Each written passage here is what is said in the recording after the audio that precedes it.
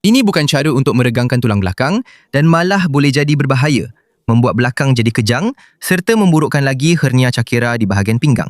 Dalam video ini, saya akan ajar anda cara untuk megangkan tulang belakang dengan selamat di rumah dengan cara yang mudah.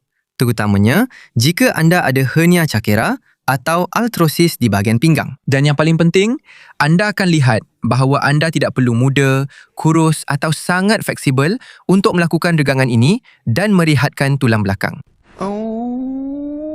Apabila kita cuba sentuh kaki dengan lutut diluruskan, kita sebenarnya sedang meregangkan otot di belakang kaki dan memaksa tulang belakang.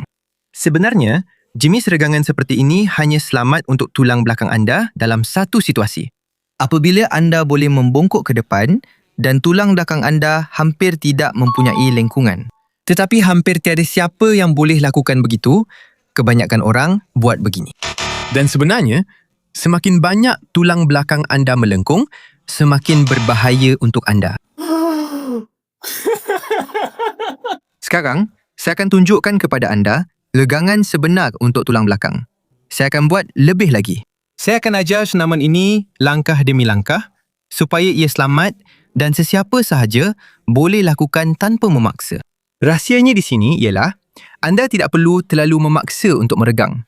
Regangan itu mesti sama seperti rasa anda meregangkan badan waktu pagi.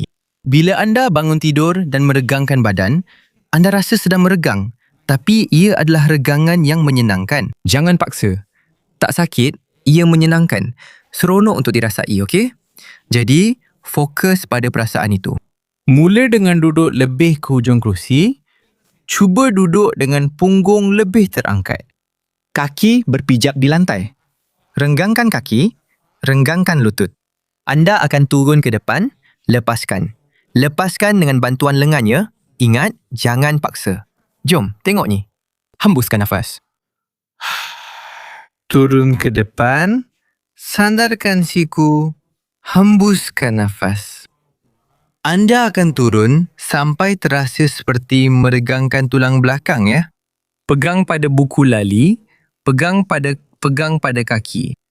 Kalau boleh, sampai ke lantai.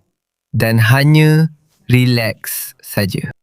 Perhatian, jika kepala anda terangkat, dagu ke depan, cuba relax. Jika anda menghadapi kesukaran, anda boleh buat begini ya. Angguk kepala, ikut pernafasan. Tarik nafas, hembus nafas dan relaxkan kepala. Anda akan kekal fokus dalam posisi meregangkan tulang belakang ini, bernafas dengan perlahan dan relax selama 30 saat hingga 1 minit. Selepas itu, anda akan bangun perlahan juga dengan bantuan tangan. Lihat begini. Pegang kaki, pergelangan kaki, letakkan siku di lutut dan bangun perlahan-lahan mengikut rentak anda sendiri. Dan di sini, cuba betulkan tulang belakang anda seolah-olah sedang menyusun tulang belakang anda dari bawah hingga ke atas. Kemudian, tarik nafas dengan tenang dan beritahu saya apa yang anda rasa. Wah, seronoknya. Dan untuk memperbaiki lagi tulang belakang anda, saya akan ajar 4 pergerakan yang saya lakukan sebelum tidur untuk menyediakan tulang belakang saya untuk berehat dan supaya tidak bangun dalam keadaan kaku. Anda hanya perlu klik di sini pada skrin dan jika saya dapat membantu anda hari ini, ingat untuk kongsikan video ini dengan seseorang yang mengalami kesakitan atau mempunyai masalah pada tulang belakang. Itu sahaja yang saya minta.